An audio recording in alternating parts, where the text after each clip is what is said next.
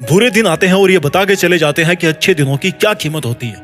हर student को यही लगता है कि इस अगली एग्जाम के बाद में ना मेरे अच्छे दिन आ जाएंगे, अच्छे दिन आएंगे, पढ़ाई से फ्री हो जाऊंगा, जॉब लग जाऊंगा, एसयूवी कार लूंगा, दोस्तों के साथ घूमूंगा फिरूंगा, ऐश करूंगा।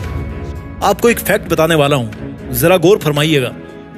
जरा सोच के बताओ कि आपकी जिंदगी का कितना हिस्सा पढ़ाई करने में चला जाता है। सोच के बताइए एक बार। स्कूल कॉलेज में पढ़ना हमारी जिंदगी का लगभग 30% हिस्सा होता है। अगर मैं कहूं कि एवरेज लाइफ 60 इयर्स है और एक स्टूडेंट स्कूल कॉलेज में 20 साल तक पढ़ता है तो इट्स ऑलमोस्ट 33 और you can say in a round figure it's almost 30%। अधिकतर स्टूडेंट्स इससे ज्यादा ही पढ़ते होंगे। मैं आपको एक चीज बताना चाहता हूँ, what is the difference between education and study. पढ़ने और शिक्षित होने में क्या फर्क है? पढ़ता हर कोई है लेकिन शिक्षित उतने नहीं होते। What is the difference between understanding and remembering. समझने और रटने में क्या फर्क है? रट्टा नंबरों के लिए किया जाता है और समझना काम में लेने के लिए किया जाता है। आप क्या करते हो इनमें से? Ask yourself, who are you among these two? समझने वाले या याद करने वाले? एक बड़े आदमी ने कहा था कि अगर उनको किसी पेड़ को काटने के लिए 6 घंटे मिले ना तो वो उसमें 4 घंटे अपनी कुल्हाड़ी को घिसने में लगाएंगे। वर्ल्ड कप का फाइनल मैच है, ऑडियंस है चारों तरफ, सब अपने कंट्री का नाम चिल्ला रहे हैं कि हम जीतेंगे हम जीतेंगे। कितनी देर होता है ये गेम? कितनी देर होता है? क्रिकेट की बात कर लेते हैं, 7-8 घंटे। और उसमें जो मैन ऑफ द मैच होगा, he practiced more than 7-8 years, every day, every week, every month, every season, every year। 7-8 साल से ज्यादा ही होगी तैयारी। मैं परीक्षा के महत्व को इससे बेहतर एग्जाम्पल से नहीं समझा सकता। अगर वो मैच ना हो तो वो प्लेयर कैसे साबित कर पाएगा कि ही इज द बेस्ट? अगर एग्जाम ना हो तो आप कैसे साबित कर पाओगे कि यू आर द बेस्ट? जिनको एग्जाम के नाम से मेंटल पेन होता है ना, बेचैनी होती है, तो इसका सबसे बड़ा उपाय, सबसे बेस्ट उपाय है कि इससे ज्यादा मेंटल चैलेंजेस वाले लोगों की जिंदगी में एक नजर डाली जाए। कोई विकलांग बच्चा जब किसी को साइकिल चलाते हुए देखता है ना तो उसका भी मन करता हो कि वो भी साइकिल चलाए। आपका कितना मन करता था बचपन में यार साइकिल चलाने का? वो विकलांग भी तो एक बच्चा ही है ना, उसके अंदर भी वही दिल है, लेकिन आपके जैसे वो चल नहीं सकता, साइकिल नहीं चला सकता, दौड़ नहीं सकता। किसी अंधे इंसान का भी यही मन करता होगा कि वो भी इस दुनिया के हसीन नजारों का आनंद ले। किसी गूंगे इंसान का भी मन करता होगा कि वो भी कोई गाना गुनगुनाए। आप तो अपनी एग्जाम के मेंटल पेन से 2, 4, 5, 6 महीने बाद निकल जाओगे और अपने आप को आजाद महसूस करोगे। बट जिन बच्चों के एग्जाम्पल मैंने आपको दिए, अगर वो अपनी किस्मत का रोना लेके बैठ जाए तो उनकी जिंदगी में तो कुछ नहीं बचेगा ना फिर। एंड बिलीव मी, अगर आप उन बच्चों जैसी खासियतों के साथ पैदा नहीं हुए हो ना तो you are the most luckiest person of this planet.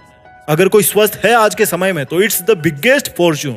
जब एक फुंसी हो जाती ना नाक में तो उस दिन पता पड़ता है कि यार अगली बार हाथ में फुंसी हो जाना लेकिन नाक में मत होना, बहुत दर्द होता है नाक में। जब पैर में मोच आकर के लंगड़ा के चलना पड़ता है ना तो उस दिन लगता है कि यार चोट भी यहीं लगनी थी, हाथ में ही लग जाती तो पब्लिक के सामने लंगड़ा के तो नहीं चलता ना। आई एम टेलिंग यू, अगर आपके पास आपका स्वास्थ्य है, if you are the healthy person, अगर आपके ऊपर छत है और बदन पे 100 रुपए की भी टी शर्ट है ना तो you are the luckiest person. You are good to go, you are enough. अगर आप दिन में एक टाइम भी गर्म खाना पेट भर के खा रहे हो ना या खा सकते हो तो you are good to go, because there are millions of people who are in the worst condition than you. I mean no offence, मैं गलत नहीं मान रहा हूँ किसी के हालातों को। किसी और के हालात है, हमारे भी हो सकते थे, मेरे भी हो सकते थे, हमारे हैं, किसी और के भी हो सकते थे। बट बिलीव मी, अगर आपके पास रोटी है, कपड़ा है, मकान है और स्मार्टफोन है तो आप करोड़ों लोगों से आगे हैं। ये रोटी, कपड़ा, मकान और स्मार्टफोन किसी के पास है ना, और फिर भी अगर वो किस्मत का रोना रोए, अपनी मुश्किलों का रोना रोए तो it's not justified my dear. I can understand कि सब कुछ होते हुए भी हम कई बार बुरी सिचुएशंस में होते हैं, but they are not permanent. What is permanent? Our character, our attitude, our opinion, our judgement.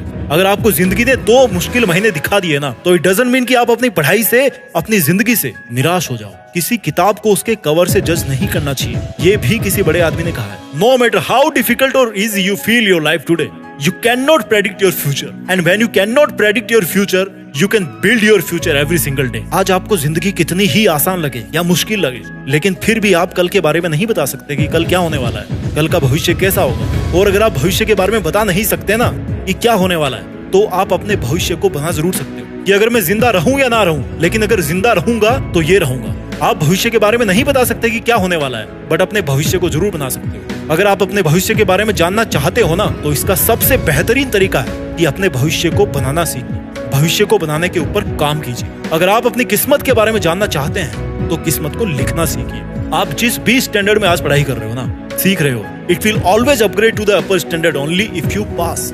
अगर आप पास होते हो तो आपके पास मौका होता है ये साबित करने का कि मैं अगली क्लास में, अगली एग्जाम में इससे भी अच्छे मार्क्स से पास होऊंगा और ये साबित करूंगा कि ये वाली जो सक्सेस है ना, वो कोई तुक्का नहीं थी, कोई संयोग नहीं था। I deserve for this. It's not your ego, it's your commitment. अगर आप फेल भी हो जाते हो तो भी आपके पास एक मौका होगा कि आज कुछ भी हुआ आपके साथ में, आप उससे बेटर डिजर्व करते हो।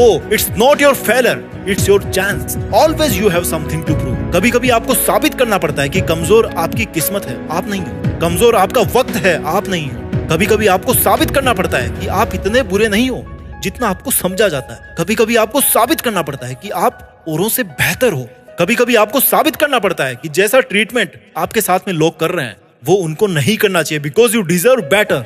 कभी कभी आपको साबित करना पड़ता है कि आप सच्चे हो, झूठे नहीं हो, आप ऑनेस्ट हो, धोखेबाज नहीं हो, you are trustworthy. It's all about proving, it's your commitment. You have to commit it, but before you start your commitments, it's important to understand that good learning is the first and most important commitment of your life. जब आप कहते हो ना कि मेरा पढ़ाई में मन नहीं कर रहा है, तो ये कमिटमेंट नहीं, इट मीन्स कि ये आपका इंटरेस्ट है। और जब कोई काम कमिटमेंट ना होकर के इंटरेस्ट हो जाता है ना, तो आप उसको तभी करते हो जब आपका मन करता है या जब आप कर पाते हो, जब आपको टाइम मिलता है। लेकिन जब कोई काम इंटरेस्ट ना होकर कमिटमेंट बन जाता है ना, तो आप उसको तब भी करते हो जब आपका मन नहीं करता, भले ही आपकी सिचुएशंस आपको कितना ही डिस्टर्ब करे, but you will do that commitment. Interest और कमिटमेंट का जो फंडामेंटल है ना, वो है एंजॉय एंड सेल्फ डिसिप्लिन। आप किसी काम में तब इंटरेस्टेड होते हो जब आपको उसमें मजा आता है, लेकिन जो कमिटेड रहता है ना, उसको मजा आए या ना आए, इट्स काइंड ऑफ हिज और हर ड्यूटी।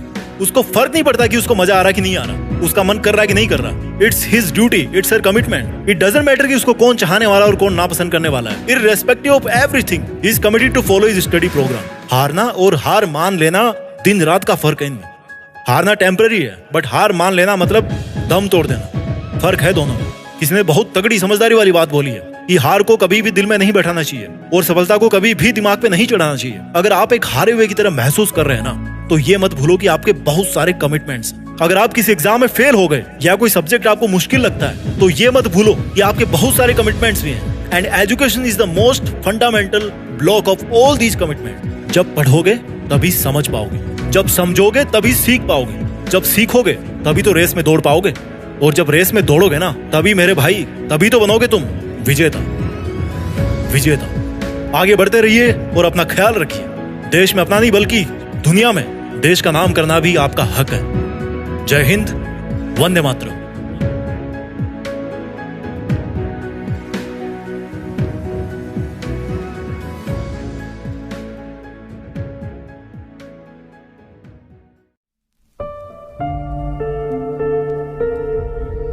जीत फिक्स।